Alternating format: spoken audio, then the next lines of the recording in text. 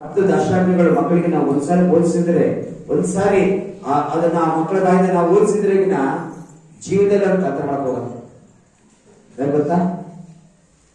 ದೇವರ ವಾಕ್ಯದ ಭಯ. ಎಫೆಸಿ ಬರೆದ ಪತ್ರಿಕೆ 6ನೇ ಅಧ್ಯಾಯ ನೋಡ್ತೇವೆ. ಅಲ್ಲಿ ಅಲ್ಲಿ ಹೇಳ್ತತ್ತ ಗೊತ್ತಾ?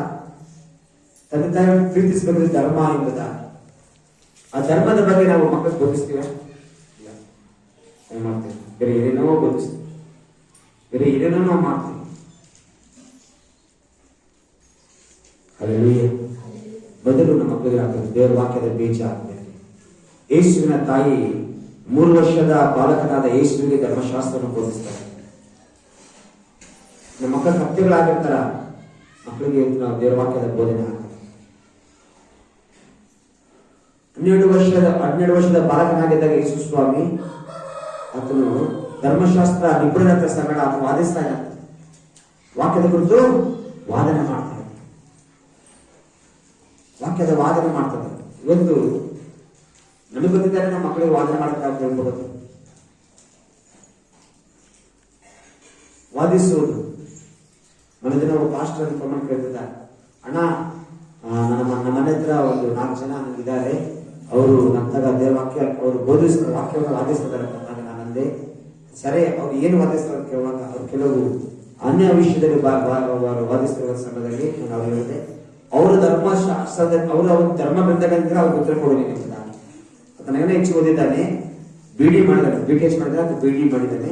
ಅದು ಹೇಳ್ತಾನೆ, ಅಣ್ಣ ನಿಮ್ಗೆ ಗೊತ್ತಿದ್ದ ಕೆಲವು ವಿಷಯ ಧೈರ್ಯ ಸಾಲದು ದೇವರ ಧರ್ಮಶಾಸ್ತ್ರವನ್ನು ನಾವು ಓದುತ್ತಾರೆ. ಅವ್ರ ಧರ್ಮಗಳ ಬಗ್ಗೆ ನಾವು ಬರ್ತದೆ, ಅವ್ರಿಗೆ ಎಷ್ಟು ತಿಳ್ಕೊಂಡಿದ್ದಾರೆ ಧರ್ಮಗಳ ಬಗ್ಗೆ ಧರ್ಮಶಾಸ್ತ್ರ ಬೋಧಿಸುವ ಮಕ್ಕಳಿಗೆ ಕೂಡ ನಾವು ಯಾವಾಗಲೂ ವಾಕ್ಯದ ಅಭ್ಯಾಸ ನಾವು ಕೂಡ ಅದನ್ನು ನಾವು ಹಳೆಯಾಗಿ ನಾವು ಅದನ್ನ ವಿವರಿಸುವಂತರಾಗಬೇಕು, ತಿಳ್ಕೊಳ್ಳುವಂತರಾಗಬೇಕು. ಹಲ್ಲೆಲೂಯಾ. ಈ ಸಮಯದಲ್ಲಿ ಬೇರೆ ನೋಡುತ್ತೇವೆ. ಯೆರೆಮೀಯನ ಬರೆದ ಪುಸ್ತಕ 33ನೇ ಅಧ್ಯಾಯ,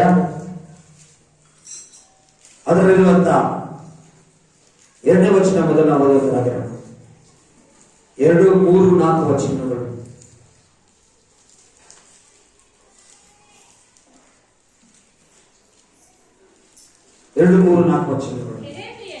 ಯೆರೆಮೀಯನು ಕಾರಾಗೃಹದ ಅಂಗಳದಲ್ಲಿ ಸೆರೆಯಾಗಿದ್ದಾಗ ಅವನಿಗೆ ಯೆಹೋವನು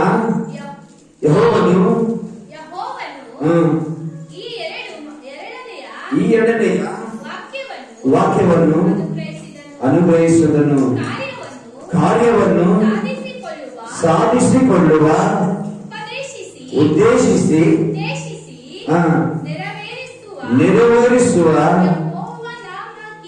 ಯೆಹೋವ ನಾಮಾಂತಿಕನು ಇಂತೆನ್ನುತ್ತಾನೆ, ನನ್ನನ್ನು ಕೇಳಿಕೋ, ನಾನು ನಿನಗೆ ಸದುತ್ತರವನ್ನು ದಯಪಾಲಿಸಿ ನಿನಗೆ ತಿಳಿಯದ ಮಹತ್ತಾದ ಗುಣಾರ್ಥಗಳನ್ನು ಗೋಚರಪಡಿಸುವೆನು. ದಿಬ್ಬಗಳಿಗೂ ಕತ್ತಿಗಳಿಗೂ ಅಡ್ಡವಾಗಿ ಗೋಡೆಯನ್ನು ಕಟ್ಟಲು ಎಡವಿರುವ ಈ ಊರಿನವರ ಮನೆಗಳ ವಿಷಯವಾಗಿಯೂ ಯಹೂದದ ಅರಸನ ಉಪ್ಪರಿಗೆಗಳ ವಿಷಯವಾಗಿಯೂ ಇಸ್ರಾಯೇಲರ ದೇವರಾದ ಯೆಹೋವನು ಇಂತೆನ್ನುತ್ತಾನೆ. ಸಾಕು, ಬೇರೆ ನೋಡ್ತೇವೆ. ನಾವು ಈಗಾಗಲೇ 2ನೇ ವಚನವನ್ನು ನಾವು ಅಲೆಯಾಗಿ ಕೇಳಿದ್ದೇವೆ, 3ನೇ ವಚನವನ್ನು ಪ್ರತಿ ಸಾರಿ ಕೇಳ್ತಾ ಇರ್ತೇವೆ. ಇದರಲ್ಲಿ ಇದೇ ಒಂದು 2ನೇ ವಚನದ ಮೇಲೆ ಇದು ನಾನು ಮಾಡ್ತಿರುವಂತದ್ದು. ನನಗೆ ಗೊತ್ತಿರೋ ಪ್ರಕಾರ ಇದು 5ನೇ ಸೀರೀಸ್ ಯೆರೆಮೀಯನ ಬರೆದ ಪುಸ್ತಕ 33ನೇ ಅಧ್ಯಾಯ 3ನೇ ವಚನ. ಇದು ನಾನು ಆನ್ಲೈನ್ ಆಗಿ ಮಾಡ್ತಿರೋದಾಗಿರ್ಬೋದು, ವಾಕ್ಯದಲ್ಲಿ ಬೋಧಿಸುವುದಾಗಿರ್ಬೋದು. ಇದು 5ನೇ ವಾಕ್ಯ, 5ನೇ ಸಾರಿ ಪ್ರಸಂಗ ಮಾಡ್ತಿರೋದು. ದೇವರ ವಾಕ್ಯ ಹೇಳ್ತದೆ ಗೊತ್ತಾ? ನನ್ನನ್ನು ಕೇಳಕ್ಕೂ ನಾನು ನಿನಗೆ ಸದುತ್ತರವನ್ನು ದಯಪಾಲಿಸಿ ನಿನಗೆ ತಿಳಿಯದ ಮಹತ್ತಾದ ಗುಣಾರ್ಥಗಳನ್ನು ಬಯಲುಪಡಿಸುವೆನು. ಗೋಚರಪಡಿಸುವನು. ದಿಬ್ಬಗಳಿಗೂ ಹತ್ತಿಗಳಿಗೂ ಅಡ್ಡವಾಗಿ ಗೋಡೆಯನ್ನು ಕಟ್ಟಲು ಕೆಡಿರುವ ಊರಿನವರ ಮನೆಗಳ ವಿಷಯವಾಗಿಯೂ ನನಗೆ ತಿಳಿಸ್ತೇನೆ. ನೋಡುತ್ತೇವೆ, ದೇವರ ವಾಕ್ಯ ನೀನು ಅದನ್ನು ಕೇಳಿಕೊಳ್ಳುವಾಗ, ನಾವು ದೇವರನ್ನು ಕೇಳಿಕೊಳ್ಳುವಾಗ ದೇವರ ಮೊದಲು ಉತ್ತರ ಕೊಡ್ತಾರ. ಹಲ್ಲೆಲೂಯಾ. ದೇವರನ್ನು ಕೇಳಿಕೊಳ್ಳುವಾಗ ಎರಡನೇ ಸಲ ಮಾತಾಡ್ತಾನ. ಅವನು ಸೆರೆಮನೆಯಲ್ಲಿ ಇರ್ತಾನೆ. ಸೆರೆಮನೆಯಲ್ಲಿ ಅವನು ಸೆರೆಯಾಗಿ ಬಂಧಿತನಾಗಿ ಹೋಗಿರ್ತಾನೆ. ಸೆರೆಮನೆಯಲ್ಲಿ ಒಬ್ಬ ಸೆರೆಗಾರನಾಗಿ ಹೋಗಿರ್ತಾನೆ. ಅಂತ ಸ್ಥಿತಿಯಲ್ಲಿ ನೋಡ್ತಾರೆ, ಇಸ್ರಾಯೇಲ್ ಎಲ್ಲಾ ಜನಾಂಗ ಅವರು ಸೆರೆಗೆ ಹೋಗಿರ್ತಾರೆ. ಅಲ್ಲಿ ಹೋದ ಸಮಯದಲ್ಲಿ ದೇವರು ವಾಗ್ದಾನ ವಿಷಯದಲ್ಲಿ ಮಾತನಾಡ್ತಾ ಇದ್ದಾನೆ. ಏನ್ ಗೊತ್ತಾ? ನನ್ನನ್ನು ಕೇಳಿಕೋ, ನನಗೆ ಉತ್ತರ ಕೊಡ್ತೇನೆ. ದೇವರನ್ನು ಕೇಳುವಾಗ ದೇವರಿಗೆ ಸದುತ್ತರವನ್ನು ಕೊಡುವವನಾಗಿದ್ದಾನೆ. ಹಲ್ಲೆಲೂಯಾ. ನನ್ನನ್ನು ಕೇಳಿಕೋ. ದೇವರನ್ನು ಕೇಳುವಾಗ ದೇವರಿಗೆ ಉತ್ತರ ಕೊಡ್ತಾನೆ. ಎರಡನೇದು, ನಿನಗೆ ಗೊತ್ತಿರದ ಮಹತ್ತಾದ ಗುಡಾರ್ಥಗಳು, ನಿನಗೆ ಗೊತ್ತಿರದ ಸೀಕ್ರೆಟ್ಸ್, ನಿನಗೆ ಗೊತ್ತಿರದ ರಹಸ್ಯ ವಿಷಯವನ್ನು ದೇವರು ಬಯಲುಪಡಿಸ್ತಾರೆ. ಹಲ್ಲೆಲೂಯಾ. ಕಳೆದ ರಾತ್ರಿ ಒಬ್ಬ ಸಹೋದರಿಗೆ ನಾನು ಪ್ರಾರ್ಥನೆ ಮಾಡ್ತಾ ಇದ್ದೆ.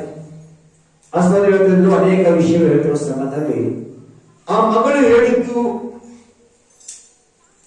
ಕೆಲವು ವಿಷಯಗಳು ನಾನು ಪ್ರಾರ್ಥಿಸ್ತಾ ಇದ್ದೆ. ಆತ್ಮದಲ್ಲಿ ಪ್ರಾರ್ಥಿಸುವಾಗ ಅದು ದೇವರು ತೋರಿಸುವುದು ಬೇರೆ ಆಗಿದೆ. ದೇವರು ತೋರಿಸುವುದು ಬೇರೆ ಆಗಿದೆ. ಅನೇಕ ಜನರ ಹತ್ರ ನನ್ನ ಹತ್ರ ಬಂದು ಹೇಳ್ತಿರ್ತಾರ, ಅವ್ರು ಹೇಳುವಂತ ಪರಿಸ್ಥಿತಿಗಳು ಬೇರೆ, ಆದ್ರೆ ಆಗಿನ ಘಟನೆಗಳು. ನೋಡ್ತೇವೆ, ನಾವು ದೇವರ ಹತ್ರ ನಾವು ಬರುವಾಗ, ದೇವರ ಹತ್ರ ನಾವು ಬಂದು ನಾವು ಹೇಳಿಕೊಳ್ಳುವಾಗ ಕರೆಕ್ಟಾಗಿ ಯಥಾರ್ಥವಾಗಿ ನಾವು ದೇವರ ಮುಂದೆ ನಾವು ಹೇಳಿಕೊಂಡು ಯಥಾರ್ಥವಾಗಿ ದೇವರ ಮುಂದೆ ಕರೆಕ್ಟಾಗಿ ನಾವು ಜೀವನ ಮಾಡಿದ್ರೆ ದೇವರು ಎಲ್ಲ ವಿಷಯವನ್ನು ಮರೆ ಮಾಡದೆ ಅದನ್ನು ಬಯಲು ಮಾಡೋದಿಲ್ಲ. ನಮ್ಮ ದೇವರ ದೇವರು ಮರೆ ಮಾಡದೆ ಬಯಲು ಮಾಡ್ತಾನೆ ಎಲ್ಲ ವಿಷಯ. ಇವತ್ತು ಅನೇಕರ ಜೀವಿತಗಳಲ್ಲಿ ಯಾಕೆ ಕೆಲವು ವಿಷಯ ಬಯಲಾಗಿಲ್ಲ, ಮರೆಯಾಗಿವೆ ಅಂತ ಗೊತ್ತಾ? ದೇವರನ್ನ ಕೇಳಬೇಕಾದ ಕೇಳ್ತೇವೆ.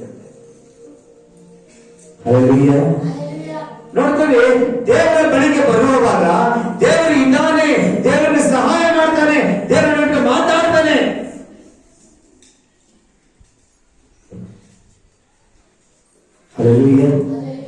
ಅನೇಕರು ಪ್ರೇಮಿ ದೇವರ ಬಳಿಗೆ ಬರ್ತಾರೆ. ಸರ್, ನನಗೆ 5 ಸಾಕು ನಾನು ಓಡಿಸ್ಕೊಂಡು ನೋಡಿಸ್ತಾರೆ ಅಂತ ಸ್ವಲ್ಪ ನೋಡಿಸ್ತಾರೆ, ನಂದು ಏನೋ ಸ್ವಲ್ಪ ಇದೆ. ಆದ್ರೆ ಅವರ ಜೀವನದಲ್ಲಿ ಅವರು ತಮ್ಮ ಬಲಹೀನತೆಗಳನ್ನು ಬಿಟ್ಬಿಡಲಿಲ್ಲ, ರಹಸ್ಯ ವಿಷಯವನ್ನು ಬಿಟ್ಟುಬಿಡಲಿಲ್ಲ.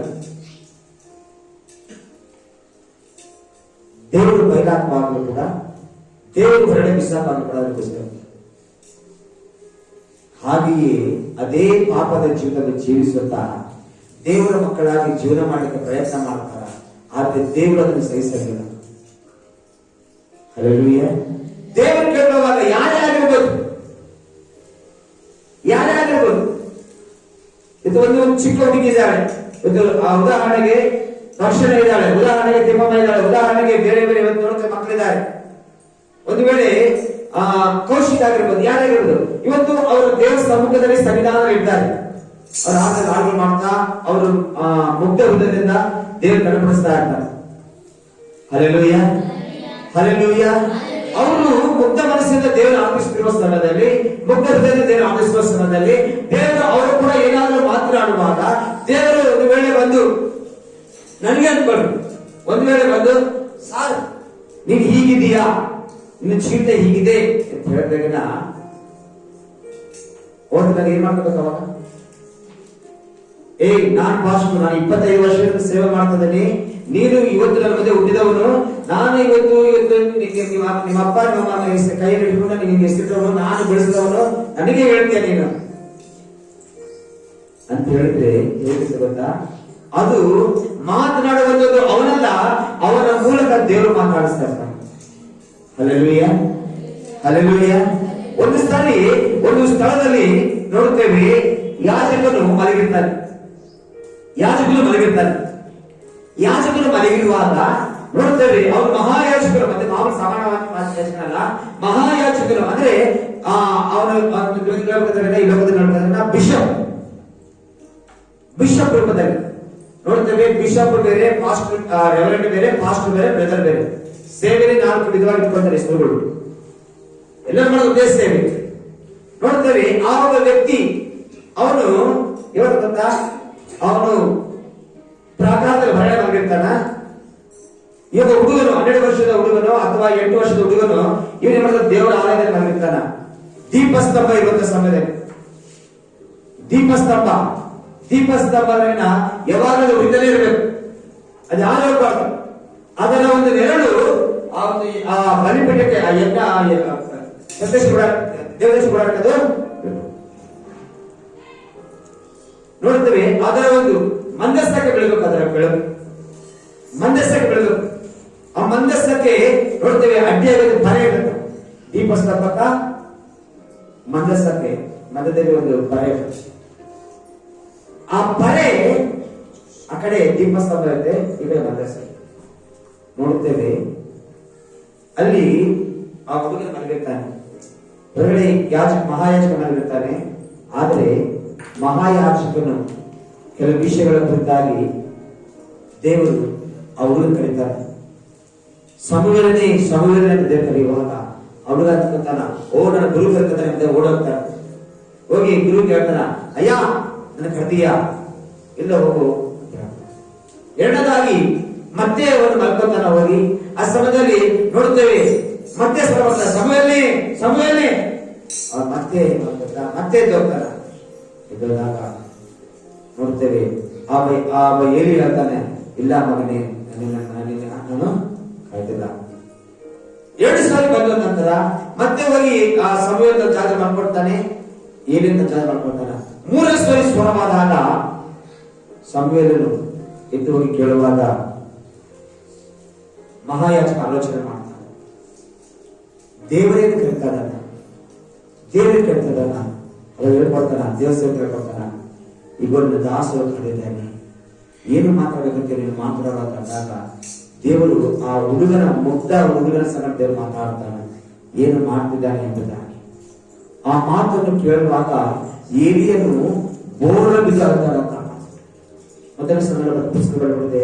ಆ ಮಾತುಗಳು ಬೆಳಿಗ್ಗೆ ನಂತರ ನೋಡ್ತಾ 3 ಸಾರಿ ಅದಾದ 4ನೇ ಸಾರಿ ದೇವರು ಕರೆದಾಗ ಹುಡುಗನ ಹೇಳ್ತಾನೆ, ಯಾವ ವಿಧವಾಗಿ ಮಹಾಯಾಜಕ ಹೇಳ್ಕೊಡ್ತಾನೋ, ಯಾವ ಗುರು ಹೇಳ್ಕೊಡ್ತಾನೋ ಅದೇ ವಿಧವಾಗಿ, ಅಯ್ಯ ಇದ್ದೇನೆ ಮಾತಾಡು, ಏನು ಮಾತಾಡ್ತಂದಾಗ ಮಾತಾಡಿದಾಗ ಆ ಮಾತನ್ನ ಕೇಳಿಸ್ಕೊಂಡಾಗ ಬೆಳಿಗ್ಗೆ ಬರುತ್ತೆ, ಮಗನೇ ಏನ್ ಮಾತಾಡೋದು ಅದೆಲ್ಲ ತಿಳಿಸಿದಾಗ ನೋಡ್ತೇವೆ. ದೇವ ಸೇವಕನು ಅವನು ಬೋರ್ಲ ಬಿದ್ದು ಅಳೋದು ಮಾಡ್ತಾನೆ, ಬೋರ್ಲ ಬಿದ್ದು ಯಾಕೆ ಗೊತ್ತಾ, ಅವನು ಪಶ್ಚಾತ್ತಾಪ ಪಟ್ಟಾನೆ. ಅಯ್ಯೋ ದೇವರು ಮುಗ್ಧ ಹುಡುಗ ಸರ ಮಾತಾಡ್ತಾನೆ, ಚಿಕ್ಕ ಬರಸರ ಮಾತಾಡ್ತಾನೆ. ಆ ಯಾಚಕನು ಅಷ್ಟು ಇದಾಗ ಆದ್ರೆ ನಾವಾದ್ರೆ ಏನ್ ಗೊತ್ತಾ, ದೇವರು ಇವಾಗ ಯಾರು ಮಾತಾಡ್ತಿದ್ದ ಸಮಯದಲ್ಲಿ ಯಾಕೆ ಇವನಿಂದ ದೊಡ್ಡ ಇದೆ ನನ್ನ ಮುಂದೆ ಮಾತಾಡ್ತಾನೆ, ನನಗೆ ಬಗ್ಗೆ ಹೇಳ್ಕೊಂಡು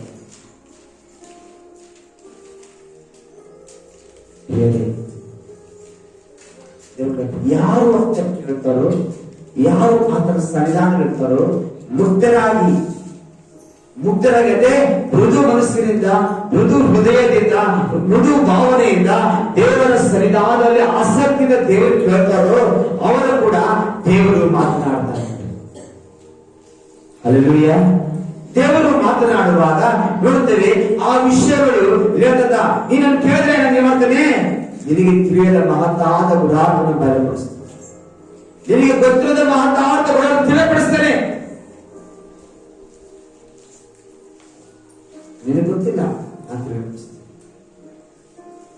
ಏನ್ ಮಾಡ್ತೇನೆ ನೋಡ್ತೇವೆ, ಕೆಡವಿರುವ ಗೋಡೆಯನ್ನು ಹೇಗೆ ಸರಿಪಡಿಸಬೇಕು ಅಥವಾ ಕಟ್ಟಿದ ಗೋಡೆಯನ್ನು ಹೇಗೆ ಮುರಿಬೇಕು ನಾನು ತಿಳಿಪಡಿಸ್ತೇನೆ. ನೋಡಿ, ದಿಬ್ಬಗಳಿಗೂ ಕಟ್ಟಿಗಳಿಗೂ ಅಡ್ಡವಾಗಿ ಗೋಡೆಯನ್ನು ಕಟ್ಟಲು, ಕಡಿಮೆಯುವ ಗೋಡೆಯನ್ನು ಮುರಿಯಲು ನಾನು ತಿಳಿಪಡಿಸ್ತೇನೆ. ದೇವರ ವಾಕ್ಯವು ಅನೆಯಾಗಿದೆ ಓದಿದ್ರೆ ಅನೇಕ ಅರ್ಥಗಳನ್ನು ತಿಳಿಪಡಿಸ್ತಾರೆ. ನಾನು ಯಾಕೆ ಈ ವಿಧವಾಗಿ ನಾನು ಪ್ರತಿ ಭಾನುವಾರ ಅದನ್ನೇ ಹೇಳಿದ್ರೆ ಪ್ರತಿ ಸಾರಿ ನಿಮಗೆ ಅದನ್ನೇ ಗೊತ್ತಾ, ಅದರ ಆಳತೆ ನಮ್ಗೆ ಗೊತ್ತಾಗಬೇಕು. ನಾನು ಅಕ್ಕಡೆ ಸರಿ ಹೇಳಿದೆ, ಯೆರೆಮೀಯನ ಪರಿಚಯ ಹೇಳಿದೆ, ಯೆರೆಮೀಯನ ಹೆಸರು ಹೇಳಿದೆ, ಯೆರೆಮೀಯನು ಯಾರು ಎಂಬುದಾಗಿ ಹೇಳಿದೆ, ಯೆರೆಮೀಯನು ಎಷ್ಟು ಸಹ ದೇವರ ಎಷ್ಟು ಮಾತಾಡೋದಂತ ಹೇಳಿದೆ, ಅವನ ಪರಿಸ್ಥಿತಿ ಹೇಳಿದೆ. ಆದ್ರೆ ಈ ಸಾರಿ ದೇವರು ಆ ದೇವರ ಗೊತ್ತಾ, ನನ್ನ ದೇವರು ಕೇಳಿಕೊಳ್ಳುವಾಗ ಏನ್ ಮಾಡ್ತಾರೆ, ದೇವರು ಕೇಳ್ಕೊತಿರುವಾಗ ದೇವರು ಕೇಳದೇ ಇರುವಂತ ಸಮಯದಲ್ಲಿ ದೇವರು ನನ್ನ ಕೇಳಿಕೊಳ್ಳಲು ಸಹಾಯ ಮಾಡಿ. ದೇವರನ್ನು ನಾವು ಕೇಳೋದಾದ್ರೆ ದೇವರು ನಮಗೆ ಸಹಾಯ ಮಾಡಲು ಶಕ್ತನಾಗಿದ್ದಾನೆ. ಹಲ್ಲೆಲೂಯಾ. ಅನೇಕ ಹೇಳ್ತಿರ್ತಾರ, ಸರ್ ಬಹಳಷ್ಟು ದಿನದಿಂದ ಪ್ರಾರ್ಥನೆ ಮಾಡ್ತೀನಿ, ಇದು ಯಾಕೆ ಆಗ್ತಾ ಇಲ್ಲ, ಬಹಳಷ್ಟು ದಿನದಿಂದ ಪ್ರಾರ್ಥನೆ ಮಾಡ್ತೀನಿ, ಇದು ಯಾಕೆ ಆಗ್ತಾ ಇಲ್ಲ ಸರ್, ಒಂದ್ಸಾರಿ ನನಗಾಗಿ ಪ್ರೇಯರ್ ಮಾಡಿ ಸರ್, ನೀವು ಸರ್ ಏನಿದೆ ಸ್ವಲ್ಪ ಹೇಳಿದ್ರೆ ನನಗೆ ಬೇಯಿಸ್ತಿರ್ತ, ಹಂಗಾಗಿ ಪ್ರೇಯರ್ ಮಾಡಿ ಅದೇನಿದೆ ಹೇಳ್ರಿ ಅಂತ ಹೇಳಿ ಪ್ರೇಷರ್ ಕೇಳ್ತಿರ್ತಾರೆ. ಕೇಳುವಾಗ ಅದನ್ನು ಅವ್ರು ಕೇಳಿಸ್ಕೊಂಡು ದೇವ್ರ ಹೋಗಿ ದೇವ್ರ ಇಟ್ಟಾಗ, ದೇವ್ರೇ ಯಾಕೆ ಸ್ವಾಮಿ, ಯಾಕೆ ಅವ್ರ ಜೊತೆ ಈ ಆಶ್ರಯ ಬಂದಾಗ, ಯಾಕೆ ಅದು ಏನು ಅಡ್ಡಿಯಾಗಿದೆ ಅಥವಾ ಏನಾದ್ರು ಕಟ್ಟಿಕೊಳ್ಳಬೇಕು, ಅವ್ರು ಏನ್ ಸರಿಪಡಿಸ್ಬೇಕು, ನೀನು ಅವ್ರ ಮಾತಾಡೋದು ಹೇಳುವಾಗ ದೇವ್ರು ಏನೋ ತಿಳಿಸ್ತಾರೆ. ತಿಳಿಸಿದಾಗ ಅವ್ರ ಹತ್ರ ಹೋಗಿ ಅದನ್ನು ತಿಳಿಸುವಾಗ ಅವರಿಂದ ಬರ್ತಾನೆ, ನನ್ನಿಂದ ದೂರ ಆಗ್ತಾರೆ, ನನ್ನಿಂದ ಅವರು ದೂರ ಆಗ್ತಾರೆ. ಯಾಕೆ ಗೊತ್ತಾ, ಪಾಸ್ಟರ್ಗೆ ಅವ್ರು ಹೋಗಿ ಏನು ಹೇಳಬೇಕು, ಯಾರು ಇನ್ನೊಬ್ಬ ಯಾರು ತಗೊಂಡ್ಬರ್ತಾರೆ. ಅದಕ್ಕೆ ಪಾಸ್ಟರ್ ಅದೇ ಉದ್ದೇಶ ಇಟ್ಕೊಂಡು ನನ್ನ ಬಗ್ಗೆ ಮಾತಾಡ್ತಾನೆ, ನನ್ನ ರಾಷ್ಟ್ರ ಚಿತ್ರದ ಪಾಸ್ಟರ್ ಯಾಕೆ ತಿಳಿಸಿದ್ದು ಬೇರೆ ವ್ಯಕ್ತಿ ಅಲ್ಲ, ಜೀವ ಸ್ವರೂಪದ ದೇವರು. ಯಾಕೆ ಗೊತ್ತಾ, ನೀನು ಕೇಳ್ಕೊಂಡಿಯಾ ದೇವ್ರು ತಿಳಿಯಪಡಿಸ್ತಾನೆ. ಹಲ್ಲೆಲೂಯಾ.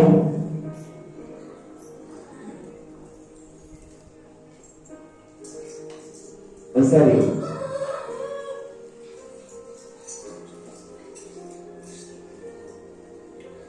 ಬದನೆಕಾಯಿ ಮಾಡಿದ ಸಾರಲ್ಲಿ ಆ ಒಂದು ಬೋಗಾಣಿ, ಬದನೆಕಾಯಿ ಮಾಡಿದ ಮಟನ್ ಮಾಡಿದ ಬೋಗಾಣಿ ಸ್ವಲ್ಪ ಸರಿ ತೊಳೆದಿಲ್ಲ, ಸರಿ ತೊಳೆದಿಲ್ಲ ಅಷ್ಟೇ, ತೊಳೆದ ಸರಿಗೆ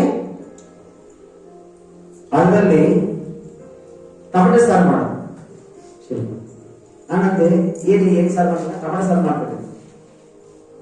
ಅದು ತಿನ್ನುವಾಗ ನೋಡ್ತೀವಿ, ಅದ್ರಲ್ಲಿ ಏನಂತ ಗೊತ್ತಾ, ಅದು ಹಾಕೊಂಡು ಸಾರು ಹಾಕೊಂಡ್ರೆ ಏನು ವಾಸನೆ ಬರ್ತಾ ಇದೆ, ಟೊಮೆಟೊ ಸಾರು ವಾಸನೆ ಬರ್ತಾ ಇದೆ, ಅದರಲ್ಲಿ ಏನಂತೆ ಮಟನ್ ವಾಸನೆ ಬರ್ತಾ ಇದೆ. ಯಾಕೆ ಅದು ಮಟನ್ ವಾಸನೆ ಬರ್ತಾ ಇದೆ? ಏನಾಗಿಲ್ಲ, ಬೋಗಣಿ ಸರಿಯಾಗಿ ತೊಳೆದಿಲ್ಲ. ಮಟನ್ ಮಾಡಿದ ಮನೆಯಾಗ ಅವಾಗ ಮಾಡಿದ್ದೇನು, ಟೊಮೆಟೊ ಸಾರು ಬರ್ತಿರೋದ್ರ ವಾಸನೆ. ಹಲ್ಲೆಲೂಯಾ. ನೋಡ್ತೇವೆ, ಕೆಲವು ಸಾರಿ ನಾವು ದೇವರನ್ನ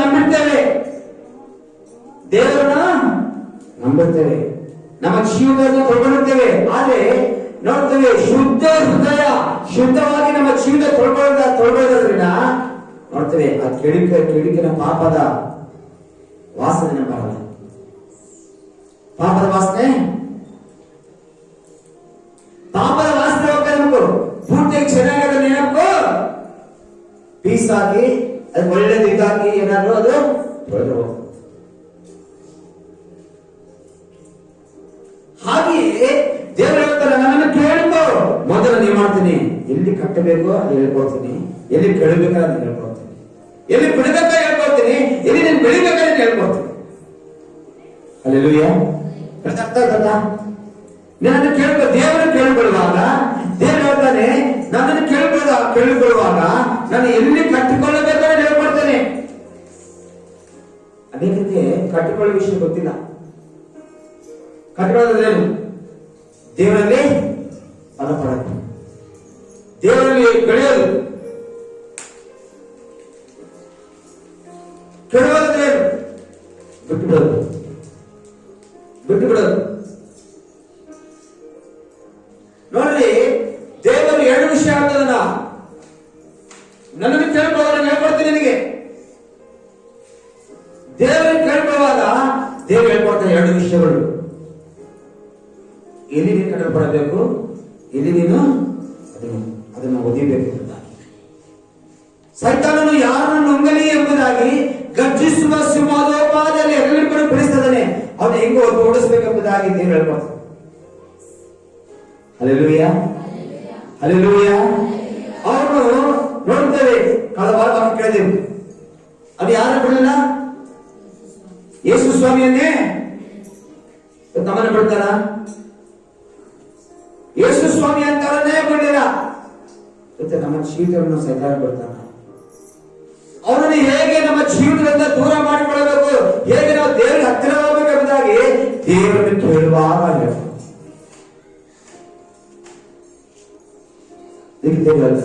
ನಾಲ್ಕನೇ ವರ್ಷದಲ್ಲಿ ದಿಬ್ಬಗಳಿಗೂ ಕತ್ತಿಗಳಿಗೂ ಅಡ್ಡವಾಗಿ ಗೋಡೆಯನ್ನು ಕಟ್ಟಲು ಕಡಿಮೆಯನ್ನು ನೋಡ್ತೇವೆ. ತಿರುಗಿ ಸರಿಪಡಿಸ್ತಾರೆ ಹೇಳ್ಕೊಡ್ತಾರೆ. ದೇವರು ಕೇಳ್ರಿ, ದೇವರು ಕೇಳುವಾಗ ದೇವರು ನಮ್ಮ ಜೀವನ ಸಹಾಯ ಮಾಡ್ತಾನೆ. ಹಲ್ಲೆಲೂಯಾ. ಕೇವಲ ನಮ್ಗೇನ್ ಗೊತ್ತಾ? ನಮಗೆ ಒಂದೇ ಒಂದು ದೇವರನ್ನು ಪ್ರಾರ್ಥನೆ ಆಶೀರ್ವಾದ ಮಾಡಬೇಕು, ದೇವರನ್ನು ಪ್ರಾರ್ಥನೆ ಮಾಡಬೇಕು, ಯೋಗದಾನ ಮಾಡಬೇಕು, ದೇವರನ್ನು ಪ್ರಾರ್ಥನೆ ಮಾಡಬೇಕು, ದೇವರನ್ನ ಮಕ್ಕಳ ಮದುವೆ ಆಗಬೇಕು, ದೇವರನ್ನು ಪ್ರಾರ್ಥನೆ ಮಾಡಬೇಕು, ದೇವರನ್ನ ನನ್ನ ಹೊಲನ ಅಭಿವೃದ್ಧಿ ಮಾಡಬೇಕು. ಆದ್ರೆ ಎಲ್ಲಿ ಕೆಡವಬೇಕೋ ಎಲ್ಲಿ ಕಟ್ಟಬೇಕೋ ದೇವರು ಹೇಳ್ಕೊಡೋದ್ರ ಅದನ್ನ ಕಿವಿ ಹಾಕೋಣ. ಎಲ್ಲಿ ಕಟ್ಕೊಳ್ಬೇಕೋ ದೇವರು ಹೇಳ್ಕೊಡೋದು ಅದನ್ನ ಕಟ್ಕೊಳ್ಬೇಕು. ಎಲ್ಲಿ ಅದನ್ನ ಮುರಿಯಕ್ಕೆ ದೇವರು ಹೇಳ್ತಾನೋ, ಎಲ್ಲಿ ಅದನ್ನ ತೆಗೆದಾಕಂತ ಹೇಳ್ತಾನೋ ಅಲ್ಲಿ ನಮ್ಮ ಜೀವಿತ ತೆಗೆದಾಕ್ಬೇಕು. ಹಲ್ಲೆಲೂಯಾ. ಅದನ್ನು ಮಾಡುವಾಗ ನೋಡುತ್ತೇವೆ. ಈ ಒಂದು ವಿಷಯದಲ್ಲಿ ಈ ವಾರ ಮುಂದಿನ ವಾರ ಇದನ್ನ ಮುಗಿಸ್ಬಿಡ್ತೀನಿ. ಅಂದ್ರೆ ಬಹಳ ದೊಡ್ಡನೇ ಒಂದು ಅಂಶ ಇದು. 6ನೇ ವಚನಕ್ಕೆ ಹೋಗೋಣ ನೇರವಾಗಿ. ಸಮಯದಲ್ಲಿ 6ನೇ ವಚನ, ನಾನು ಈ ಪಟ್ಟಣವನ್ನು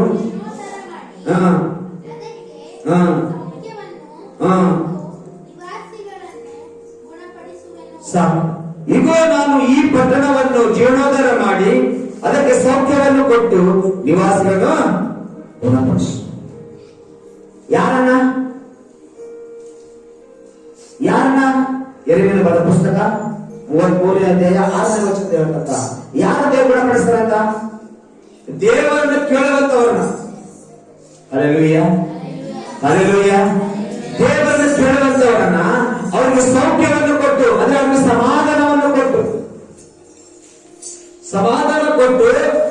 ಅವ್ರನ್ನ ಏನ್ ಮಾಡ್ತಾರಂತ? ಅವ್ರನ್ನ ಗುಣಪಡಿಸ್ತಾರೆ. I heal the broken hearted, ಮುರಿಯಲ್ಪಟ್ಟ ಹೃದಯವನ್ನು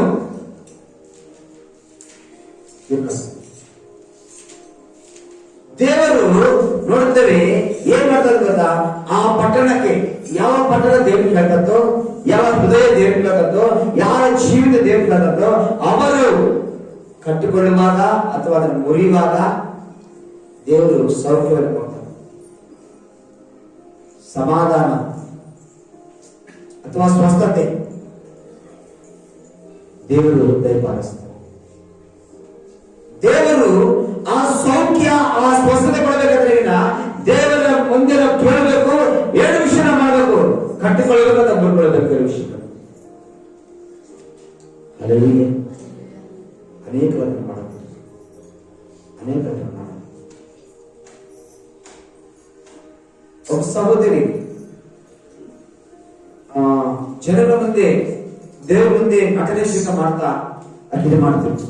ಅನೇಕ ಸಾರಿ ನನ್ನನ್ನು ಬಹಳ ಸಾರಿ ನೋಯಿಸಿದ್ರು. ನಮ್ಮ ಸಭೆಯಲ್ಲಿ ಇರುವಾಗ, ನಮ್ಮ ಸಭೆಯಲ್ಲ ಬರನವೆ ಸಭೆಯಲ್ಲಿ ನೋಡ್ತೀವಿ. ಹೋದ ವರ್ಷ ನನಗೆ ಅಷ್ಟು ತಾತ ಕೊಟ್ಟು, ಸರ್ ನೀವು ಸೇವೆ ಮಾಡ್ತೀರಾ, ನೀವು ಕಟ್ಟಿಸಿದ್ರೆ ಸಭೆಯಿಂದ ಬೇರೆ ಕಟ್ಸ್ಕೋಬೇಕಾಗ. ನಾನಂದೆ, ಅಮ್ಮ ನಮ್ಮ ಕೈಲಿ ಇವಾಗ ಆಗಲ್ಲ, ನಾನು ಕಟ್ಸ್ತೀವಿ, ಮುಂದೆ ಯಾವಾಗ ಕಟ್ಸ್ತೀವಿ. ನಾನು ಲಾಸ್ಟ್ ಏನ್ ಸಿಟ್ಟು ಬಂದು, ನಮ್ಮ ನಂತ ದಿವಸ ತಗೊಂಡಿಲ್ಲ, ಕೇಳ್ತಾ ಇಲ್ಲ, ನೀವ್ಯಾಕೆ ಕೇಳ್ತೀವಿ? ನಂತ ದಿವಸ ತಗೊಂಡಂತವರು ಅವ್ರು ಸಭೆ ಕೇಳ್ತಾ ಇಲ್ಲ. ಅವ್ರು ಹೇಳ್ತಾರಂದ್ರೆ ಒಂದೇ ಮಾತಾಡ್ತಾರ, ಸಾರ್ ನಾವು ಸಭೆ ಕೇಳಿಲ್ಲ, ಯಾವ್ದಾದ್ರು ರೂಮ್ ಐತೆ, ರೂಮಲ್ಲಿ ಆರ್ಡರ್ ಮಾಡ್ತಿದ್ರೆ ಸಾಕು, ನಂಗೆ ಅಷ್ಟೇ ಸಮಾಧಾನ ನಮ್ಗೆ. ಆದ್ರೆ ಈಗ ಫೋನ್ ಮಾಡೋದು, ಟಚರ್ ಕೊಡೋದು. ಲಾಸ್ಟಿಗೆ ಆಕೆ ಹೆಂಗಂತಂದ್ರೆ, ಸರ್ ಬಂದು ನೀವು ಏನ್ ತೀರ್ಮಾನ ಮಾಡಿ, ನಾನು ತೀರ್ಮಾನ ಮಾಡೋ ಸಮಯದಲ್ಲಿ ಹೋದ ವರ್ಷ ಮಾರ್ಚ್ ತಿಂಗಳ ಸಮಯದಲ್ಲಿ ನೋಡುತ್ತೇವೆ. ಅನೇಕರ ಮೇಲೆ ಮಾತಾಡುವಾಗ ಕೆಲವು ಜನ ಅಂದರು, ಸರ್ ನಮ್ಮ ಕೈಯಿಂದ ಕೊಡೋದು ಇಷ್ಟೇ ಸರ್, ಮನೆಗೆ ಆಯ್ತು, ನೀವು 10,000 10,000 ಕೊಡ್ತೀವಿ. ಸಭೆ ಕಟ್ಟಬಾರದು ನಿಂದು. ನಾವೇನಪ್ಪ ನಮ್ಮ ಮನೆಯಿಂದ 1,00,000 ರೂಪಾಯಿ ಅಥವಾ 1,20,000 ನಾವು ಅಡ್ಜಸ್ಟ್ ಮಾಡ್ಕೊಡ್ತೀವಿ, ನಾವು ಕೊಡ್ತೀವಿ ಅಷ್ಟೇ ಕೂಡ ನಮ್ಗೆ ಆಗುತ್ತೆ, ಜಾಸ್ತಿ ಪ್ರಮಾಣ. ಅದು ಕೂಡ ನೀನು ಜಾಗ ನೀನೇ ತಗೋಬೇಕು. ಜಾಗ ತಗೊಂಡು ನೀನೇ ಅದಕ್ಕೆ ಪುನಃ ಹಾಕುವಾಗ 50,000 ಕೊಡ್ತೀವಿ, ಲೆಟ್ಟರ್ ಹಾಕಿದ್ರೆ ನಾನು 50,000 ಕೊಡ್ತೀವಿ. ನಾವು ನೋಡೋಣ ಉಳಿದ ದೇವರ ಪೇಡೆ ಮಾಡೋಣ ನಾವು ಕೊಡ್ತೀವಿ. ಅಂದೆ ಅಲ್ಲ, ಬೇಕಾಗಲ್ಲ, ಜಾಗ ನೀವು ಇಸ್ಕೊಡಬೇಕು ಅಂದಾಗ ಆ ಸಮಯದಲ್ಲಿ ಅವ್ರು ಬಹಳ ಕೆಲವು ಜನ ಆಲೋಚನೆ ಮಾಡಿದ್ರು, ಯಾಕೆ ಇಷ್ಟು ಸಿಟ್ಟಾಗಿ ಪಾಸ್ಟ್ ಮಾತಾಡ್ತಾರೆ, ಇಷ್ಟು ವರ್ಷ 12 ವರ್ಷ ನಾನು ಭರಿಸಿದ ಪಾಸ್ಟರು ಯಾಕೆ ಇದು ಮಾತಾಡ್ತಂದಾಗ ನಾನು ಕೆಲವು ವಿಷಯ ಮಾತಾಡಿ ಆರ್ಡರ್ ಮಾಡ್ದಾಗ ಬಂದ್ಬಿಟ್ಟೆ ಅಲ್ಲಿದ್ದ. ಆ ನಂತರ 2 ತಿಂಗಳ ನಂತರ ಬೇರೆ ಒಬ್ಬ ವ್ಯಕ್ತಿ ಫೋನ್ ಮಾಡಿ ಕೇಳಿದ, ಸರ್ ಏನಾಯ್ತು ಸರ್, ಯಾಕೆ ಹಿಂಗ್ ಮಾತಾಡಿದೆ, ಅವ್ರು ಹಿಂಗ್ ಮಾತಾಡಿ ಅರ್ಥದಲ್ಲೇ ಬಿಟ್ಟೋಗ್ಬಿಟ್ಟೆ ಅಂದಾಗ, ನೀವು ಸರಿಯಾಗಿ ಹೋದ್ರೆ ನಾನು ಏನ್ ಮಾಡ ಕೇಳಿ ಕೆಲವು ವಿಷಯ ಮಾತಾಡುವಾಗ ನಂತರ ಅವ್ರು ಹೇಳಿದ್ರು, ಸರ್ ತಪ್ಪನ್ನು ಕ್ಷಮಿಸು, ಏನೋ ಇದಾಗಿದೆ ಹೇಳಿದ್ರು. ಅವ್ರು ಹೇಳಿದ್ರು, ಬಾ ನಾನು ಬರಲ್ಲ. ಅವರೇ ವಾರ್ಷಿಕೋತ್ಸವ ಬಂದು ಕೇಳ್ಕೊಟ್ರು, ಸರ್ ನೀನ್ ಬಾ ಯಾರು ಕೇಳಿ ಮಂದಿರ ಕೇಳಿದ್ದಾರೆ ಅವ್ರ ತರ ಮಾತಾಡ್ತೀವಿ. ಅವರು ಬಂದಿದ್ರು. ಅವರು ಬಂದು ಹೋದ್ಮೇಲೆ ನವೆಂಬರ್ ತಿಂಗಳಲ್ಲಿ ಏನ್ ಗೊತ್ತಾ, ಅವ್ರು ಬೇರೆ ಕಡೆ ಹೋಗಿ ಬೇರೆ ಕರ್ಕೊಂಡು ಬಂದು ಇದು ಮಾಡಿ. ಆದ್ರೆ ಎಲ್ಲ ಆಗ್ತಾ ಇದೆ, ಏನೆಲ್ಲ ಮಾಡ್ಕೊಂಡು 1 ತಿಂಗಳಲ್ಲಿ ಸಭೆ ಮುಗಿದೋಯ್ತು. ನೋಡ್ತೀವಿ. ಅದಾದ ನಂತರ ನೋಡ್ತೀವಿ 2ನೇ ವಾರದಲ್ಲಿ ಯಾರು ಸಭೆಯನ್ನು ಬಿಟ್ಟು ಹೋಗಿದ್ರು, ತಿರುಗಿ ಎಲ್ಲ ಜನರು ಸಭೆ ಕರ್ಕೊಂಡು ಹಾಗೆ ಪಟ್ಟ ಪ್ರಯಾಸಕ್ಕೆ ಒಬ್ಬ ಹೆಣ್ಣುಡಿ ಬಂದ ಸಿಕ್ಕಾಗ್ತೀವಿ. ಅದು ಯಾರು? ನಮ್ಮ ಸಭೆ ವಿಶ್ವಾಸ. ನಮ್ಮ ಮೂಲಕ ದೇಶದ ಒಂದು ವ್ಯಕ್ತಿ ಬಲವಂತ ಮಾಡಿ ಮನೆ ಕರ್ಕೊಂಡು ಹೋಗೋದು, ಮನೆಯಿಂದ ಕರ್ಕೊಂಡು ಬರೋದು. ಅದಕ್ಕೆ ಕಣ್ಣು ಸರಿ ಇಲ್ಲ ಅಂತ ಹೋಗೋದು. ಅವನಿದ್ದಾಗ ಅವನಿಗೆ ಅಲ್ಲಿ ಹೋಗೋದು. ನಂತರ ಫೋನ್ ಮಾಡೋದು, ಸರ್ ನಮ್ಗೆ ಆಟ ಮಾಡ್ತೀವಿ ಅಂತ ನಾನು ಬೈಯೋದು.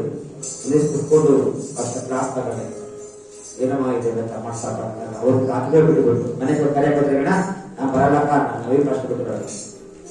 ಆನಂತರ ನೋಡ್ತೀವಿ, ಮೊನ್ನೆ ದಿನ ನಾವು ಉಪವಾಸ ಮಾಡುವಾಗ ಗೇಲಿ ಮಾಡೋದು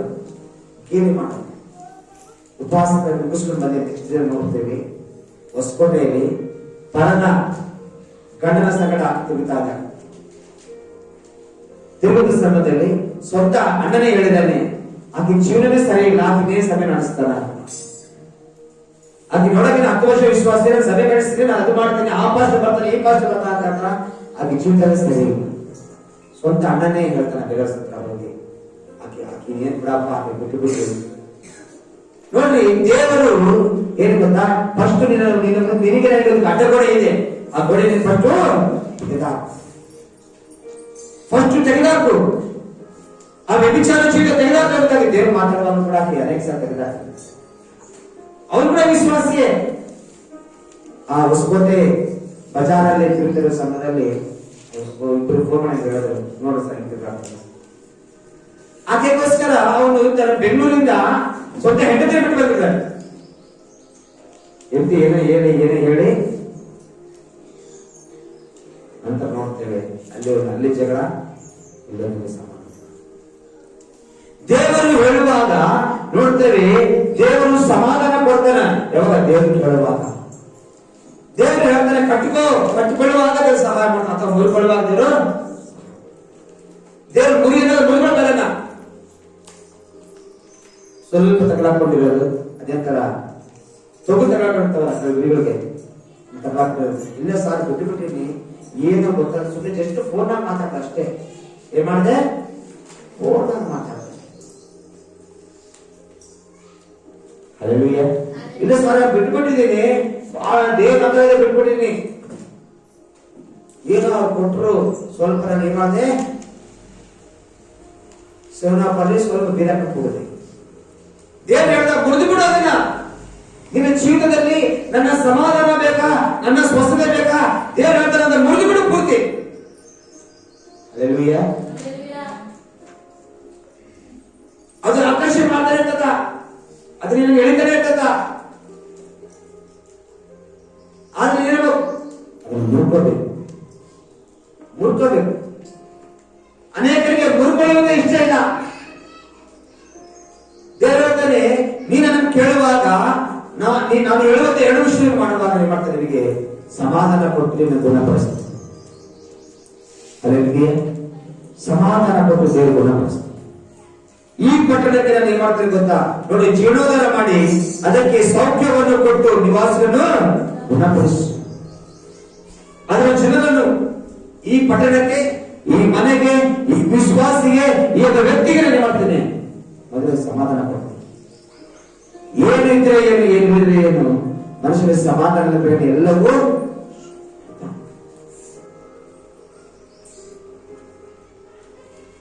ಮೊದಲು ಸಮಾಧಾನ, ಎರಡನೇ ಸ್ವಸ್ಥತೆ. ಸ್ವಸ್ಥತೆ ಬೇಕಾದ್ರೆ ಜೀವಿತದಲ್ಲಿ ದೇವರು ಹೇಳುವ ಎರಡು ವಿಷಯ ಮಾಡಬೇಕು. ನಿನ್ನ ಜೊತೆ ಬಿಡುಗಡೆ ಬೇಕಾ? ಈ ಒಂದು 2026 ಇಸ್ವಿಯಲ್ಲಿ ದೇವರ ವಾಗ್ದಾನವು ದೇವರನ್ನ ಅದರಿಂದ ನೀನು ಹೊರಡ್ತಕ್ಕ ಮಾಡ್ತೇನೆ. ಅದರಿಂದ ನೀನು ಹೊರಗಡೆ ಸೆರೆಮನೆಯಲ್ಲಿದ್ದಂತ ಜನರ ಹೊರಗೆ ತಗೊಂಡು ಬರ್ತೇನೆ. ಸೆರೆಮನೆ ಬಿಡುಗಡೆ ಮಾಡ್ತೇನೆ. ಬಿಡುಗಡೆ ಮಾಡ್ಬೇಕಂದ್ರೆ ಏನ್ ಮಾಡೋದು? ಇವರಿಂದ ದೂರ ಹೋಗಿದ್ದಾರೆ. ಮತ್ತು ತಮ್ಮ ಬಾಂಧವ್ಯ ಕಟ್ಕೊಳ್ಬೇಕು. ಮೊದಲು ತಮ್ಮ ಬಾಂಧವ್ಯ ಕಟ್ಕೊಳ್ಬೇಕು. ಅವಾಗ ನಾನು ಮಾಡ್ತಾರೆ ಬಿಡುಗಡೆ ಮಾಡ್ತೇನೆ. ಹಲ್ಲೆಲೂಯಾ. ಬಾಂಧವ್ಯವನ್ನು ಕಟ್ಟಿಕೊಳ್ಳಿ. ನೀವು ವಾಕ್ಯ ಹೇಳ್ತಂತ ನೋಡ್ರಿ,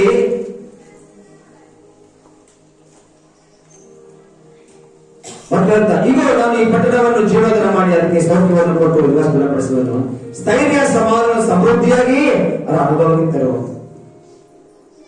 ಸ್ಥೈರ್ಯ, ಸಮಾಧಾನವನ್ನು ಸಮೃದ್ಧಿಯಾಗಿ ಅವರ ಅನುಭವಕ್ಕೆ ಬರುವಂತೆ ಮಾಡ್ತಾರೆ. ಅವರು ಅನುಭವಿಸುವಂತೆ ನಾನು ಮಾಡ್ತೇನೆ. ಎರಡನೇ ಪಾಠ ಹೇಳ್ತಾ ಅವರ ಅನುಭವಕ್ಕೆ ತರ್ತೇನೆ. ಮೊದಲನೇದು ಸಮಾಧಾನ, ಎರಡನೇದು ಸಮೃದ್ಧಿ, ಮೂರನೇ ಅನುಭವಕ್ಕೆ. ಇನ್ನು ಮೊದಲು ಅನುಭವಿಸುವಂತೆ ಇನ್ನು ಅನುಭವಕ್ಕೆ ಬರುತ್ತೆ. 7ನೇ ವಚನದ ನಾನು ಬೇಗ ಮುಗಿಸ್ಕೊಡ್ತೇನೆ. ಯಹೂದದ ಮತ್ತು ಇಸ್ರಾಯೇಲಿನ ದುರಾವಸ್ಥೆಯನ್ನು ತಪ್ಪಿಸಿ ಮೊದಲಂತೆ ಅವುಗಳನ್ನು ಉಜ್ಜೀವಿತಪಡಿಸುವೆನು. ಸಾಕು, 7ನೇ ವಚನ ಮಾತ್ರ. ಯಹೂದರ ಮತ್ತು ಇಸ್ರಾಯೇಲಿನ ದುರಾವಸ್ಥೆಯನ್ನು ತಪ್ಪಿಸಿ. ಇವತ್ತು ಏನಾಗಿದ್ದಾರೆ? ಅವರು ದುರಾವಸ್ಥೆಯಲ್ಲಿದ್ದಾರೆ. ಅವರು ಕಷ್ಟದಲ್ಲಿದ್ದಾರೆ.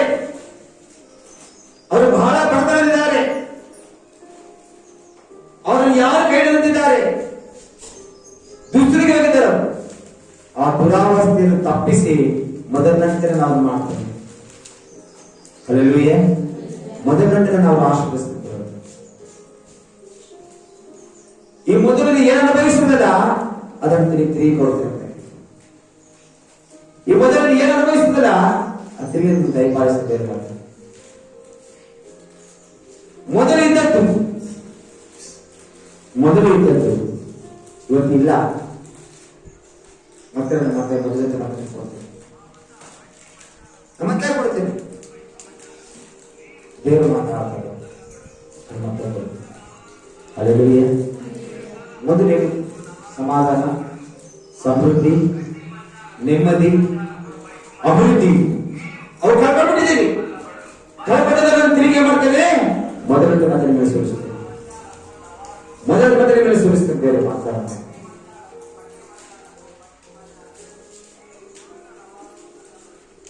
8ನೇ ವಚನ ಓದೋಣ. ಟೈಮ್ ಇಲ್ಲ. ಅವರು ನನಗೆ ಅಧರ್ಮವನ್ನೆಲ್ಲ ತೊಲಗಿಸಿ ಅವರನ್ನು ಶುದ್ಧೀಕರಿಸುವೆನು. ಸಾಕು, ನೋಡುತ್ತೇವೆ. ಅವರನ್ನು ಮಾಡ್ತೇನೆ, ಸಮೃದ್ಧಿ ಕೊಟ್ಟು ಅವರನ್ನು ಸಮಾಧಾನ ಪಡಿಸ್ತೇನೆ. ಅವರಿಗೆ ಆರೋಗ್ಯ ಕೊಟ್ಟು ಅವರನ್ನು ಸಮಾಧಾನ ಪಡಿಸ್ತೇನೆ. ಅವರನ್ನು ಮತ್ತೆ ತಿರುಗಿ ಮಾಡ್ತೇನೆ, ಮತ್ತೆ ಕಟ್ಟುತ್ತೇನೆ. ಮತ್ತೆ ಮೊದಲಂತೆ ಮತ್ತೆ ನಾನು ಅವರ ಆಶೀರ್ವಾದ ಮಾಡ್ತೇನೆ. ಮತ್ತೆ ಹೇಳ್ತಾನ, ಅವರು ನನಗೆ ವಿರೋಧ ಮಾಡಿದ ಪಾಪಗಳನ್ನು ಅವ್ರನ್ನ ಮಾಡ್ತಾನೆ ತೊಳೆದು ಶುದ್ಧೀಕರಿಸ್ತೇನೆ. ಹಲ್ಲೆಲೂಯಾ. ದೇವರು ಶುದ್ಧೀಕರಣ ಮಾಡಿದಾಗ ನೀನು ಹೇಗಿದ್ದು ಮತ್ತೆ ದೇವರಿಗೆ ಶುದ್ಧೀಕರಣ ಮಾಡಲಿಕ್ಕೆ ಇಷ್ಟಪಡ್ತಾನೆ. ಶುದ್ಧೀಕರಣ ಎಂಬುದು ಪ್ರತಿದಿನ ಪ್ರತ್ಯಕ್ಷ ಜರುಗ್ತಾ ಇರಬೇಕು. ಶುದ್ಧೀಕರಣ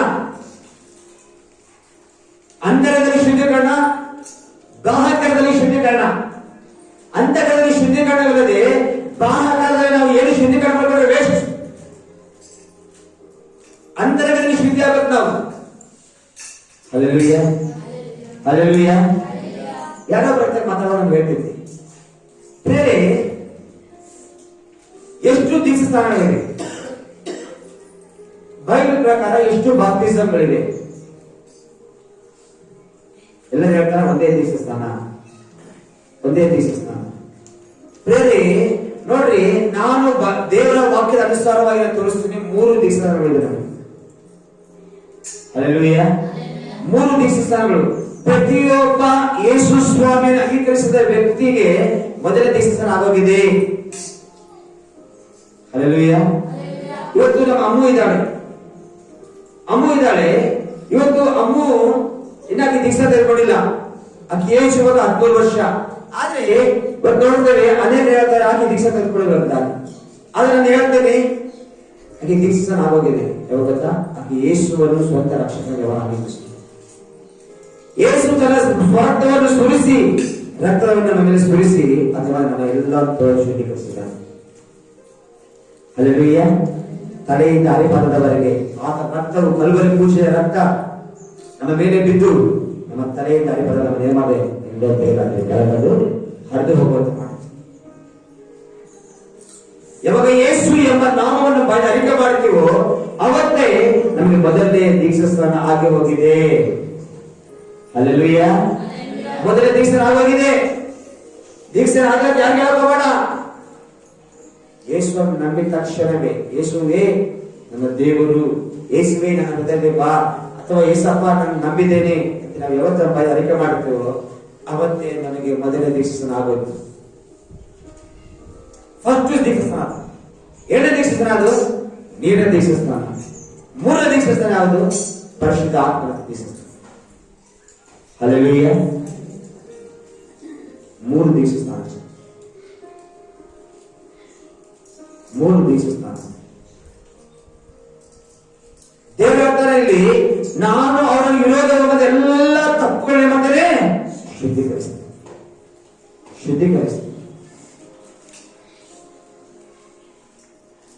ಯಜ್ಞಾರ್ಪಿತಂ ಪಾಪ ಪರಿಹಾರಂ. ರಕ್ತದಾನ ಇಲ್ಲದೆ ಮನುಷ್ಯರಿಗೆ ಪಾಪ ಕ್ಷಮಾಪಣೆ ಇಲ್ಲ. ಇದನ್ನು ಶುದ್ಧೀಕರಣ ಮಾಡಿದ ನೀರು ಬಹಳ ಶುದ್ಧೀಕರಣ ಆಗ್ಬೋದು. ಏನು?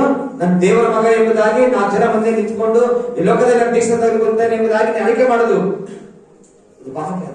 ಅದೇ ಮನಸ್ಸಲ್ಲಿ ಅಂತರದಲ್ಲಿ ಯಾವಾಗ ದೀಕ್ಷಾನ, ಯಾವಾಗ ಒಳಗಿಂದ ನಾನು ಯೇಸುವಿನ ಮಗ, ಯೇಸುವಿನ ಮಗಳು ಎಂಬ ನಾವು ಆಯ್ಕೆ ಮಾಡ್ತೀವಲ್ಲ ಅವತ್ತೇ ನಮ್ಮ ಪಾಪಗಳು, ನಮ್ಮ ಒಂದು ಶಾಪಗಳು ಪರಿಹಾರವಾಗುತ್ತೆ.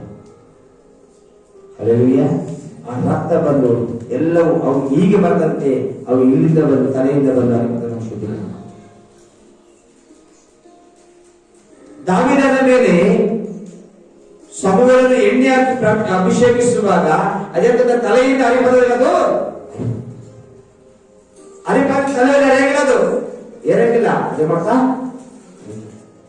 ಹಾಗೆಯೇ ನಮ್ಮ ಪಾಪಗಳು ಸಹ ಈಗಾಗಲೇ ಶುದ್ಧೀಕರಣ ಮಾಡಿದ್ದಾನೆ. ನೀನು ಅನ್ಯನಲ್ಲ, ನೀನು ದೋಷಿ ಅಲ್ಲ, ನೀನು ಪಾಪಾತ್ಮನಲ್ಲ. ನೀನು ಏನಾಗಿದ್ಯಾ? ನೀನು ಪರಿಶುದ್ಧ ದೇವರ ಮಗಳಾಗಿದ್ದೀಯ. ಹಲ್ಲೆಲೂಯಾ. ಅನೇಕ ಹೇಳ್ತಾರ ಸರ್ ದೀಕ್ಷಾ ಆದ್ರೆ ಮಾತ್ರ ದೇವರಲ್ಲಿ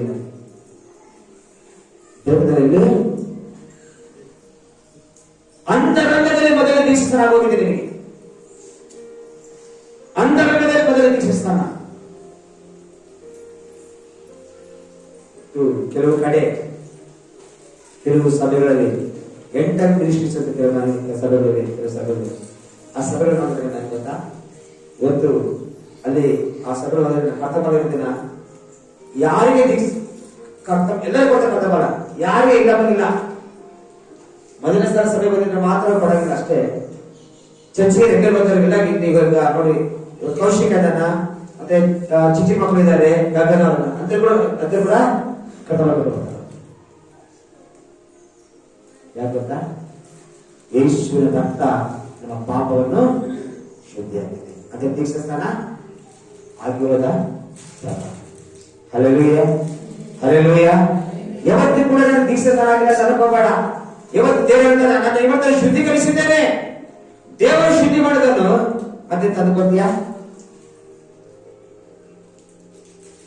ದೇವರು ಹೇಳ್ತಾನೆ, ನನ್ನ ಮೊದಲಿನಂತೆ ಮೊದಲನೇ ತಿರುಗಾಟ, ಮೊದಲನೇ ತೆರಿಗೆ ಜೀವಿತದಲ್ಲಿ ಸುಖ, ಸಮಾಧಾನ, ನೆಮ್ಮದಿ ಕೊಡ್ತೀನಿ, ಸೌಖ್ಯ ಕೊಡ್ತೀನಿ. ಸೌಖ್ಯ ದೇವರಲ್ಲಿ ನಾವು ಇರುವಾಗ ದೇವರು ಕೇಳಿದಾಗ ನೀನು ಏನು ಕಳ್ಕೊಂಡಿದ್ದೀಯೋ ಅದನ್ನು ದೇವರು ತಿಳ್ಕೊಂಡು ಶಕ್ತಿ. ಹಲ್ಲೆಲೂಯಾ. ನಾನು ಇಲ್ಲಿ ಮುಗಿಸುವುದನ್ನು ಬನ್ನಿ ಮುಂದಿನ ವಾರ ಬೆಳೆದಾಗ ನನ್ನ ವಾಕ್ಯೋಪದೇಶ ಸಮೇತ ವಾಕ್ಯಗಳ ಸಮೇತ ನಾನು ಮುಗಿಸ್ಲಿಕ್ಕೆ ಪ್ರಯತ್ನ ಮಾಡ್ತೇನೆ. ಹಲ್ಲೆಲೂಯಾ. ಆಕ್ಚುಲಿ ಮುಗಿಸ್ಬೇಕಂತಿದೆ, ಸಮಯ ಬಹಳಷ್ಟು ಹೋಗಿದೆ. ಅದಕ್ಕಾಗಿ ನಮ್ಮ ದೇವರ ವಾಕ್ಯದ ಹೇಳೋದು ಮುಂಚೆ ಗೊತ್ತಾ, ದೇವರು ನಿನ್ನನ್ನು ಕರೆದಿರುವುದಾಗ ಗೊತ್ತಾ, ನಾವು ಅದರ ಬಗ್ಗೆ ಮಾತಾಡೋಣ, ಆತನನ್ನು ಮಾತಾಡೋಣ, ಆತನೊಂದಿಗೆ ಸಂಬಂಧಪಡಿಸ, ನಮ್ಮ ಬಾಯಿಂದ ಅವ ಆಯ್ಕೆ ಮಾಡಬೇಕು, ನಮ್ಮ ಹೃದಯದಿಂದ ನಾವು ಅದನ್ನ ಒಪ್ಪಿಕೊಳ್ಳಬೇಕು. ಹೇಳಬೇಕಂದ್ರೆ ಆಳವಾದ ವಾಕ್ಯಗಳು ಬಹಳಷ್ಟು ಇವೆ. ಸುಮಾರು ಈ ವರ್ಷನೇ ಹೇಳ್ಬೋದ ಕೀರ್ತನ ಎರಡನೇ 33ನೇ ಅಧ್ಯಾಯ ವರ್ಷ ಎಲ್ಲ 57 ವಾರ ನಾವು ಬೋಧಿಸಬಹುದು. ಅದರಲ್ಲಿ ಕೇವಲ 14 ವಚನಗಳು, ಆ 14 ವಚನಗಳು ಈ ವರ್ಷ ಎಲ್ಲ ಬೋಧಿಸಬಹುದು. ಅದೇ ಕೆಲವು ಜನರಿಗೆ ಬೋರ್ ಆಗ್ತಾ, ಯಾಕಂದ್ರೆ ಏನಪ್ಪ ಪ್ರತಿ ವಾರ ಅದೇ ವಾಕ್ಯ 6ನೇ ವಚನದಲ್ಲಿ ನಾನು ಅದನ್ನು ಉಜ್ಜೀವಿತ ಮಾಡಿ ಅದಕ್ಕೆ ಸೌಖ್ಯವನ್ನು ಕೊಟ್ಟು ಈ ಪಟ್ಟಣ ನಿವಾಸವನ್ನು ಮಾಡ್ತಾನೆ, ಗುಣಪಡಿಸ್ತಾನೆ. ಹಲ್ಲೆಲೂಯಾ. ಸ್ವಸ್ಥತೆ ದೇವರು ಕೊಡ್ತಾನ, ಸ್ವಸ್ಥತೆ ದೇವರು ಕೊಡ್ತಾನ. ಅದೆರಡನೇ ಹೇಳ್ತಾನೆ ಬೇರೆ ಸಮೃದ್ಧಿ. ಮೊದಲು ನಿನ್ನ ಅನುಭವಕ್ಕೆ ಮೊದಲನೇ ಮತ್ತೆ ನೀನು ಎಷ್ಟು ಜನ ನಾವು ಹೇಳಲಿಕ್ಕೆ ಸಾಧ್ಯ? ಮೊದಲಿನ ಆಶೀರ್ವಾದ ನಮಗೆ ಚಿಂತನೆ ಇಲ್ಲ ಅಂತ ಅನೇಕರು ಮೊದಲಿನ ಆಶೀರ್ವಾದ ಕಳ್ಕೊಂಡಿದ್ದಾರೆ. ಮೊದಲಿನ ಆಶೀರ್ವಾದ, ಮೊದಲು ದೇವರು ನಂಬಿದ್ದೆ ಕೊಟ್ಟಿರುವಂತಹ ಒಂದು ಆಶೀರ್ವಾದಗಳು, ದೇವರು ನಂಬಿದೆ ಮೊದಲು ತೆಗೆದುಕೊಂಡಂತಹ ಒಂದು ವಸ್ತುಗಳು, ಮೊದಲು ದೇವರು ನಂಬಿದೆ ತೆಗೆದುಕೊಂಡಂತಹ ಒಂದು ಆಸ್ತಿ ಅಂತಸ್ತುಗಳು ಕಳ್ಕೊಂಡಿದ್ದಾರೆ. ಹಲ್ಲೆಲೂಯಾ.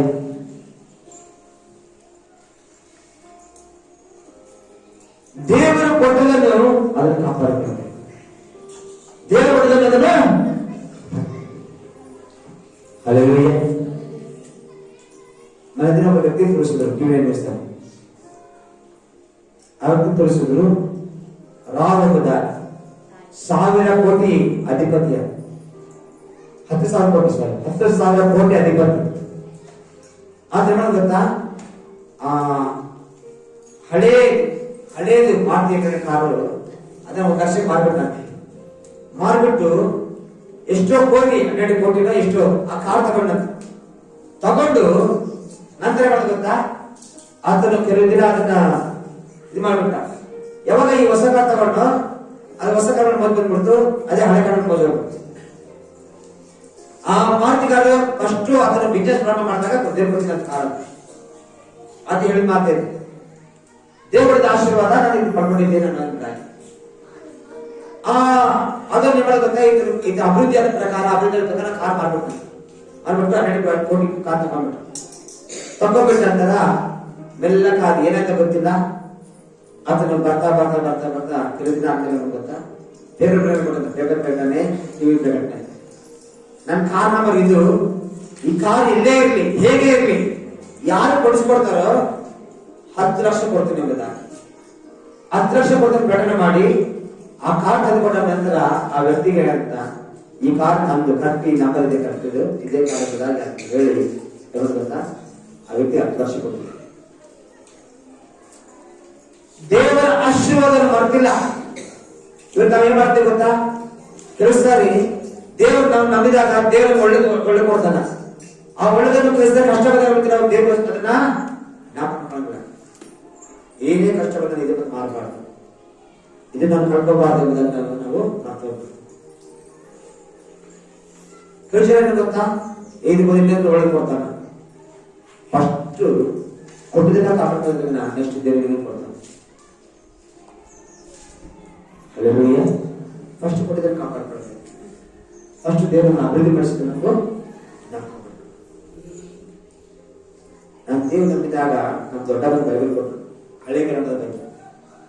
ಅದರ ಹಿಂದೆ ಅರ್ಥ ಇಲ್ಲೇ ಸರಿ ಇಲ್ಲ, ಏನಿದ್ದಿಲ್ಲ, ಹಳೆಯ ಬೈಬಲ್. ಆ ಬೈಬಲ್ನ ಇವತ್ತುವರೆಗೆ ಮನೆ ಇಟ್ಕೊಡ್ತಾರೆ. ಕೆಲವು ಸರಿ ಶಿಲ್ಪ ಗೊತ್ತಿರುವಾಗ, ಬೇರೆ ಯಾರ ಗೊತ್ತಿರುವಾಗ ಏನು ಬೈಬಲ್ ಹಿಂಗೆ ದೇವರನ್ನು ಅದು ನಂಬಿದಾಗ ಮಾಡಿದ ಆಶೀರ್ವಾದ. ದೇವರನ್ನು ಅಭಿಷೇಕಿಸಿದ ನಂತರ ದೇವ್ರ ಸೇವೆ ಹೋಗ್ತಿರುವಾಗ ಒಂದು ಬೈಬಲ್ ನಮ್ಮಮ್ಮ ಕೊಡಿಸಿದ್ದು, ಆ ಬೈಬಲ್ ಕಳ್ಕೊಂಡ್ಬಿಟ್ಟೆ. ಗಾಡಿಯಲ್ಲಿ ಹೋಗ್ತಿರುವಾಗ ಗಾಡಿ ಕೆಳಗಿದ್ದವ್ರು ಕಳ್ಕೊಂಡ್ಬಿಟ್ಟೆ. ಕಳ್ಕೊಂಡ ನಂತರ ಸುಮಾರು 1.5 ವರ್ಷ ನಾನು ಅವಸ್ಥೆ ಪಟ್ಟೆ. ತಿರುಗಿ ನನ್ನ ಪ್ರಸಂಗ ಮಾಡಿ, ಯಾಕಂದ್ರೆ ಆ ಬೈಬಲ್ ನನ್ನ ಕೈಲಿರುವಾಗ ಸುಮ್ಮನೆ ಹಿಡ್ಕೊಂಡ್ರೆ ಸಾಕು ನನ್ನ ಜೀವಿತದಲ್ಲಿ ಅನೇಕ ವಾಕ್ಯಗಳು ನನ್ನ ಕಳ್ಕೊಂಡ್ಬಿಟ್ಟ ನಂತರ ಮತ್ತೆ ಬಹಳ ಅವ್ರನ್ನ ತಿಳ್ಕೊಂಡ್ಬಿಟ್ಟೆ. ಜೀವನ ಏನೇ ಕಳ್ಕೊಳ್ಳಿ ದೇವರ ಕೊಡೋದನ್ನ ಕಳ್ಕೊಂಡು ಮಾಡ್ತೇನೆ. ಅದು ಹೊಸದಾಗಿರ್ಲಿ, ಸೆಕೆಂಡ್ ಹ್ಯಾಂಡ್ ಆಗಲಿ, ಹೊಸದಾಗಿ ಇವತ್ತುವರೆಗೆ ಅನೇಕ ಸಾರಿ ನಮ್ಮ ಮನೆಯಲ್ಲಿ ಅನೇಕ ವಿಷಯಗಳು, ಹಳೆ ವಾಚ್ಗಳಾಗಿರ್ಬೋದು, ಹಳೆ ಅಂಗಿಗಳಾಗಿರ್ಬೋದು, ಏನೇ ಇರ್ತಾವ ಕೆಲಸ ಇರ್ತದೆ, ಹೇಗೆ ಬಿಸಾಕ ದೇವರು ಕೊಟ್ಟಿದ್ದು ಗುರುತದ. ಹಲ್ಲೆಲೂಯಾ. ಮೊದಲನೇ ನಾನು ಆಶೀರ್ವಾದ ಕಳ್ಕೊಂಡು ಏನೋ ಗೊತ್ತಿಲ್ಲ, ತಿರುಗಿ ಕೊಡ್ತೇನೆ. ತಿರುಗಿ ಕೊಡ್ಬೇಕಾದ್ರೆ ಏನ್ ಮಾಡ್ಬೇಕು, ನೀನು ನಾನು ಕೇಳ್ಬೇಕು. ನಾನು ಕೇಳ್ಕೊಳ್ಬೇಕು, ಹೇಳ್ತೀನಿ, 2 ವಿಷಯ ಹೇಳ್ತೀನಿ. ಎಲ್ಲಿ ನೀವು ಕಳ್ಕೋಬೇಕು, ಎಲ್ಲಿ ಕಟ್ಕೋಬೇಕು ಹೇಳ್ತೀನಿ. ಆ 2ನೇ ಮಾಡುವಾಗ ನಿಮಗೆ ಸಮಾಧಾನ ಕೊಡ್ತೀನಿ, ಸೌಖ್ಯ ಕೊಡ್ತೀನಿ, ಕೆಲಸ ಕೊಡ್ತೀನಿ, ಎಲ್ಲ ಕೊಡ್ತೀನಿ. Hallelujah, hallelujah. ಆ ಸ್ವಸ್ಥತೆ, ಆ ಬಿಡುಗಡೆ ಬೇಕಾ? ದೇವರು ಕೇಳೋಣ. ದೇವರು ಹೇಳೋದು 2 ವಿಷಯ ಮಾಡೋಣ. ದೇವರ ಆಶೀರ್ವಾದ, ದೇವರ ವಾಕ್ಯ ಆಶೀರ್ವಾದ ಮಾಡೋಣ. ಎಲ್ಲರೂ ಪ್ರಾರ್ಥಿಸೋಣ.